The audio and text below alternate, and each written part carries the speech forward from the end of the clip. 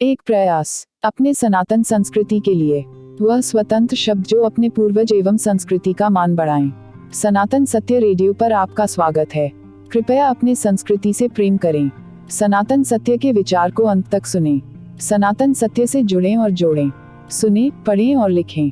आपका समर्थन एक प्रकार से अपने संस्कृति के प्रचार प्रसार में विशेष योगदान होगा। यदि विचार में वास्तविकता हो तो नम्र निवेदन है, विचार को लाइक, शेयर और प्रसार जरूर करें। सनातन सत्य वीडियो में अभी सुने। धर्मशास्त्र, साधु, महात्मा और सनातन संस्कृति। आधुनिक भारत में साधु संत महात्माओं का स्थिति क्या है? सनातन संस्कृति के महानुभावों को गहराई से समझने की आवश्यकता है। साधु, संत, धर्मशास्त्र, ग्रंथ, महात्मा एवं सनातन साहित्य, इन सब के बिना क्या सनातन संस्कृति का कल्पना भी किया जा सकता है? डिबेट छोटा हो अथवा बड़ा, सभी में व्यक्ति तरह तरह से तर्क और कुतर्क के जरिए बहस तो करता है, परंतु वास्तव में वास्तविकता कोसों दूर दिखता है। हिंदू हिंदू, सनातन सनातन सिर्फ चीखने और चिल्लाने से सनातन संस्कृति का कीमत पर धर्म के लोग नहीं समझ सकते। वास्तविकता सुनने में थोड़ा कड़वा जरूर लगता है, परंतु वह असरदार होता है। आज के भारत में साधु महात्माओं और सनातन संस्कृति के, सनातन धर्म का क्या स्थिति है, आम जनमानस बखूबी समझता है। बहुत सारी बातें हैं जो सनातन संस्कृति चिंतक नजरअंदाज कर जाते हैं, जिसके ऊपर प्रत्येक सनातन धर्म सदस्य का चिंतन आवश्यक है। क्या साधु महात्मा के बगैर सनातन धर्म का कल्पना हो सकता है? प्राचीन काल के जनसंख्या के अनुसार आज के भारत की कल्पना करें तो आज का भारत वह भारत नहीं है। यह महाविशाल भारत है। भारत में साधु महात्माओं का अलग से कोई गिनती नहीं है, परंतु एक अंदाजे के अनुसार आज के भारत में साधु महात्माओं की संख्या तकरीबन 6 लाख से ज्यादा है। महात्माओं में कुछ और सामाजिक तत्व भी मिश्रित हैं। गौर करने वाली बात है, यहाँ साधु महात्माओं का जो जिक्र है वह गेरुआ वस्त्र पहनकर रोड पर भीख मांगने वाले का नहीं है, जो 2-2 रुपए घूम घूम कर इकट्ठा किया करते हैं। वह वास्तव में साधु समाज है ही नहीं। चूंकि सनातन संस्कृति में सबको आजादी है, जिसके वजह से सभी अपने आप में स्वतंत्र हैं। साधु समाज इस बात को भली भांति जानता है। साधु वस्त्र, गेरुआ वस्त्र पहनकर भीख मांगने वाले हमारे सनातन धर्म को मजाक बना रहे। यहाँ आलोचना भीख मांगने वाले की भी नहीं है। भीखमंगों की अपना मजबूरी है, भीख मांगना है। सनातन समाज एवं साधु समाज मिलकर भीख मांगने का एक मापदंड बना सकता है। कोई साधु वस्त्र धारण करके रोड पर भीख ना मांगे, इसके लिए नियम बन सकता है। सनातन संस्कृति के हर व्यक्ति को सोचना होगा, साधु महात्माओं का अपमान शास्त्र का और हिंदू धर्म का अपमान है। इनका किसी भी प्रकार से मजाक सनातन धर्म की बेअदबी में आना चाहिए, क्योंकि साधु महात्माओं के बिना सनातन संस्कृति, सनातन धर्म का कल्पना नहीं किया जा सकता। क्या आज के समय अच्छे संत महात्मा नहीं है?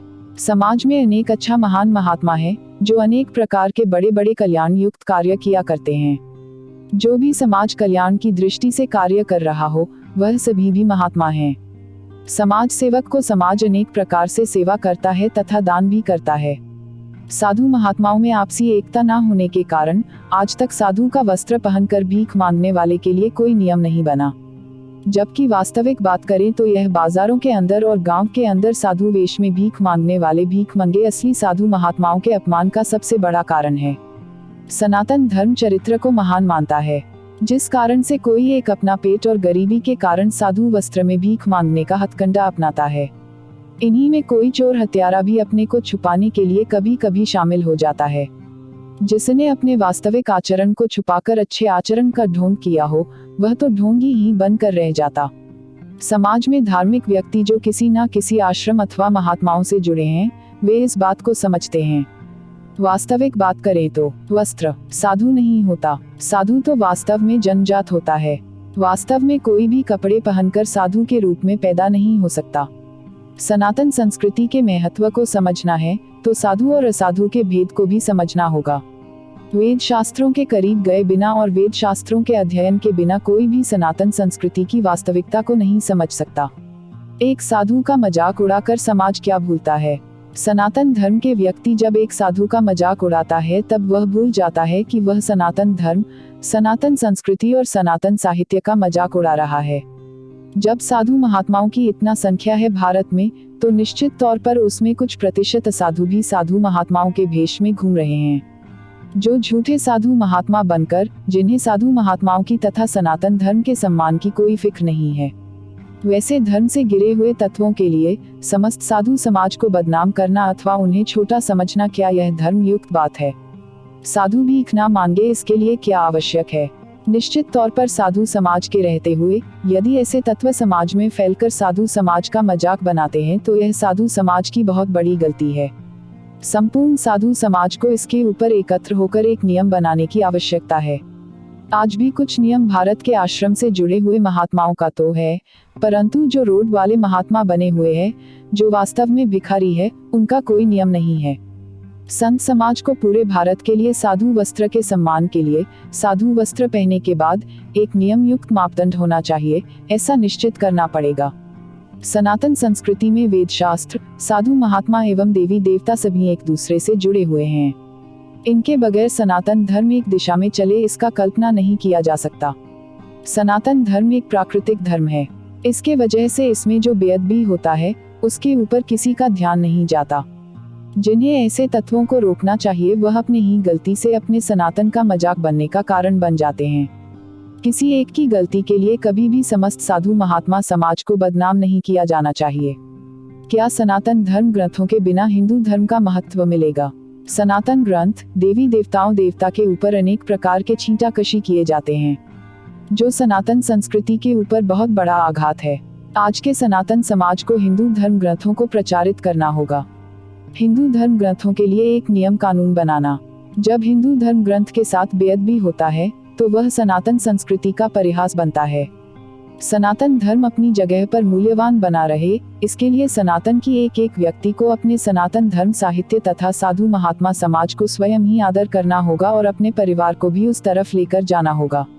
अपने सनातन भाइयों के अंदर ही धर्म के ऊपर इतना भ्रम है कि उनकी स्वयं की आस्था डोलता रहता है। ऐसा व्यक्ति स्वयं तो भ्रम में है और दूसरे को भी भ्रमित किया करते हैं। कोई धर्म ग्रंथ के अंदर एक लाइन अथवा कोई वाक्य समझ में नहीं आ रहा है तो उसके लिए पूरे धर्म ग्रंथ के ऊपर सवाल खड़ा कर दिया जाता है। एक जो साधु नहीं है और साधु के भेष में कोई उद्दंडता करता है तो उसके लिए पूरे साधु समाज को कटघरे में खड़ा कर दिया जाता है। ऐसा काम तो कोई भ्रमित व्यक्ति ही कर सकता है। साधु समाज के अंदर निश्चित तौर पर अनेकों रावण साधु वेश में मौजूद है, जिसे समाज पहचान नहीं पाता और समस्त साधु महात्माओं के ऊपर प्रश्न खड़ा करता है। साधु महात्माओं के लिए समाज भ्रमित है, ऐसा क्यों? रावण साधु वेश में माता सीता का हरण करके ले गया। इसके बाद क्या श्री राम और लक्ष्मण ने साधु की सेवा बंद कर दी? क्या इसके बाद राम और लक्ष्मण की साधुओं महात्मा के ऊपर से भरोसा उठ गया? कालनेमी भी साधु वेश में बजरंग बली को ठगने के लिए आया था। कालनेमी का हस्त्र सबको पता है। यह मानव शरीर भी प्रकृति के अंदर आता है। यदि कोई प्रकृति के विपरीत जाता है तो यह प्रकृति किसी को बख्शने वाला नहीं है। जो जिस चरित्र और आचरण वाला व्यक्ति है वह अपने उसी समाज में रहे तो उसके लिए ज्यादा बढ़िया है, क्योंकि एक आचरण वाला व्यक्ति दूसरे आचरण वाले के साथ शोभा नहीं पाता है। धर्म ग्रंथ शास्त्रों के ऊपर छींटाकशी, साधु महात्माओं का उपहास ही सनातन धर्म के अनुयायियों को एक नहीं होने देता, जिसका फायदा अतीत में उठाया जा चुका है। इतिहास के पन्नों से पता चलता है सनातन संस्कृति में यही मतभेद मूल कारण बना। परधर्मियों ने सनातन संस्कृति के साथ खिलवाड़ किया। आपसी एकजुटता तथा मतभेद के कारण अत्याचारी आए, लुटे और अपनी छाप छोड़ गए। किसी का पिता आज किसी के लिए गलत बना हुआ है तो यह उसके सोच का परिणाम है। आज आपके जैसा कौन है जो कहीं ना कहीं मजबूर नहीं है, जिस मजबूरी के कारण ना चाहते हुए भी आपको फैसले लेने पड़ते हैं। भविष्य में अनेक समय आएगा जब आपके ऊपर भी प्रश्न खड़े किए जाएंगे। आपके पास उत्तर भी होगा, आप उत्तर भी दोगे, परंतु आपके उत्तर से कोई संतुष्ट नहीं होगा। साधु महात्माओं के अपमान का जिम्मेदार कौन? यह समाज यह नहीं सोचता कि ढोंगी महात्माओं के चक्कर में असली महात्माओं का अपमान से क्या होता है। अनजाने में जब ईश्वर के ऊपर प्रश्न चिन्ह लग जाता है अथवा अनजाने में शास्त्रों के ऊपर भ्रम पैदा हो जाता है तो क्या होता है? लोग कहते हैं कि बहुत भिखारी भीख मांगते हैं। देने वाला व्यक्ति शोर नहीं करता है। किसी ने महीने में 4 भिखारियों को 4 बार 10 रुपए दे दिए तो उसको पूरा दुनिया भिखारी जान पड़ता है। आपको देना है तो दो, नहीं देना है मत दो। परंतु समाज के अंदर, सनातन संस्कृति के अंदर भ्रम मत फैलाओ। सनातन संस्कृति तथा साधु महात्माओं का मजाक बनाने का मुख्य कारण वह है हमारे अंदर बीच में बैठे हुए लोग हैं। इसका भी प्रमाण है, परिवार के सदस्यों पर उंगली पहले परिवार का आदमी ही उठाता है। बाद में बाहरी प्रश्न उठाना चालू करते हैं। अपने लिए तथा अपनों के लिए अपनी वाणी पर संयम होना चाहिए। अपनों का साथ के लिए कुछ त्याग भी आवश्यक है। सनातन धर्मशास्त्र तथा साधु महात्माओं को मान कैसे मिले? कोई कहता है परधर्म में ऐसा नहीं होता। क्या परधर्म के लोग अपने धर्म के लिए नित्य कितना जागरूक रहते हैं, किसी को नहीं पता। समाज के अंदर एक साधु जो है नहीं और होने की कोशिश कर रहा है, अपने पेट की चिंता करता है, तो लोग उसके ऊपर छींटाकशी आरंभ कर देते हैं। समाज कहीं कहीं ऐसा भी कहता है कि साधु अपना परिवार पालता है, परधर्म का तरक्की कोई देख नहीं सकता, जबकि पूरी दुनिया को पता है परधर्म के धर्मावलंबियों का परिवार भी उनका समाज पालता है। कोई कहता है कि साधुओं के पास बहुत पैसा है। सनातन संस्कृति के साधु महात्मा समाज ने कभी नहीं कहा कि आप साधु महात्मा मत बनो। विशाल भारत में आज इतने साधुओं की संख्या है, उसमें भी योग्य साधु की आज भी मानो अकाल है। जो आक्षेप करता है, उस आक्षेपक को आगे आकर साधु समाज का नेतृत्व करना चाहिए। नुक्कड़ पर, चौक चौराहे पर अपने चार लोगों के बीच बहस कर लेना बहुत आसान है, परंतु जब व्यक्ति को नेतृत्व मिलता है तो वह फेल हो जाता है। टीवी पर बैठकर यह कहना बहुत आसान है, क्रिकेटर को बल्ला ऐसे घुमाना चाहिए था। जो सनातन धर्म को, सनातन संस्कृति को बुलंदी पर ले जाना चाहते हैं, उनके लिए आवश्यक है कि सनातन समाज समस्त साधु महात्माओं की जिम्मेवारी को समझे और अपनाएं। अपने सनातन धर्म के लिए कुछ नियम बनाएं। उपहास करना बंद करके उपहास के कारण को समझने की कोशिश करे। साधु महात्मा, सनातन धर्म साहित्य, हिंदू देवी देवताओं के उपहास का कारण कौन? कुछ बातें करवा मालूम पड़ता है, परंतु यह सत्य है। सनातन धर्म, सनातन संस्कृति, सनातन धर्म साहित्य, सनातन भारत के साधु महात्माओं के ऊपर भ्रम पैदा करने वाले एक तरीके से इस धर्म में दीमक के समान है, जो धर्म के अंदर ही रहकर अपने ही धर्म की जड़ें काट रहे। जो ऐसा कुकृत्य करने वाले हैं, उन्हें पता ही नहीं कि वे अनजाने में वे अपने ही आने वाले पीढ़ियों के धर्म को पथभ्रष्ट करने का काम कर रहे हैं। यदि अपने सनातन संस्कृति के अंदर से सवाल उठने बंद हो जाएं, तो बाहरी भी सवाल करना बंद कर देंगे। जो अपने आप को सनातन संस्कृति का मसीहा मानते हैं, उन्हें इसके लिए नियम बनाने के लिए आगे आना चाहिए। जो अपने तर्कों के जरिए अपने आप को ऊंचा कहने की कोशिश करते हैं, वे सिर्फ बात ना करें, आगे आएं और सनातन धर्म का बागडोर संभालें। सनातन धर्म का नेतृत्व करने वाले की आज भी बहुत कमी है। क्या संस्कृति को साधु महात्माओं की आवश्यकता नहीं? जिन साधु महात्मा समाज के ऊपर तरह तरह के प्रश्न किए जाते हैं, क्या यह समाज यह नहीं सोच सकता कि उनके सिवा धर्म शास्त्रों का सम्मान करने वाला कौन है? आज के समय वास्तव में भगवा को हृदय से लगाने वाला कौन है? श्री तुलसीदास जी ने कलयुग के साधु समाज का व्याख्या रामायण के माध्यम से विस्तार में किया है। रामायण में साधु महात्मा के लिए व्याख्या सत्य है। आज के सनातन संस्कृति को उसी व्याख्या को स्वीकार करना होगा। वस्त्र साधु होता नहीं, कोई भी व्यक्ति वस्त्र पहन ले तो साधु प्रवृत्ति नहीं ला सकता। अच्छे आचरण वाले की कहाँ आवश्यकता नहीं। आज साधु समाज जैसा भी है, उसे स्वीकार करना समस्त सनातन संस्कृति समाज का धर्म है। पूर्वजों के शोध धर्म शास्त्रों पुराणों का कीमत कौन लगा सकता है? सनातन धर्म साहित्य कैसा भी है, वह हमारे पूर्वजों का शोध है।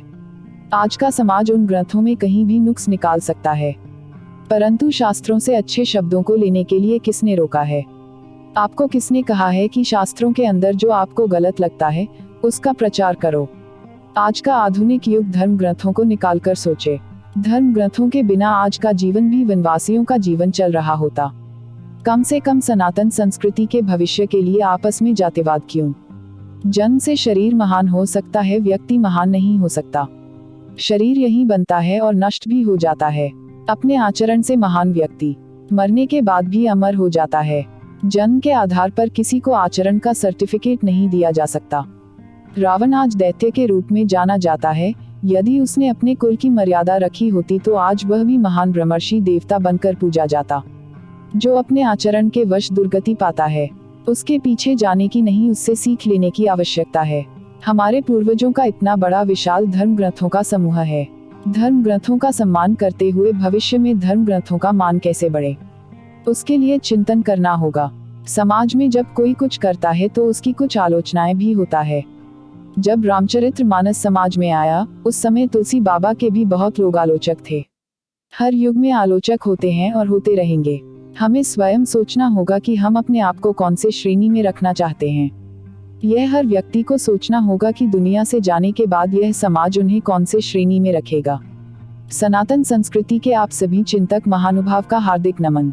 ऐसा नहीं है कि सनातन सत्य के विचारों से सभी सहमत हो। सनातन सत्य सनातन संस्कृति के अच्छाई को बहुत ही दृढ़ता एवं वास्तविकता से उठाने की कोशिश करता है। सनातन सत्य का लक्ष्य सनातन संस्कृति को एकजुट रखते हुए संस्कृति के अच्छाइयों को प्रदर्शित करना है। सनातन सत्य अपने सनातन प्रेमियों का सदैव प्रेम और सहयोग की कामना करता है। कृपया आप सभी कुछ शब्द का सनातन सत्य में योगदान करें। सनातन सत्य के मुहिम में शामिल होकर इसे अधिक से अधिक अपने समाज में शेयर करें, प्रचारित करें। सनातन संस्कृति के सभी प्रेमी गणों को चिंतन और बहुमूल्य समय देने के लिए विशेष धन्यवाद।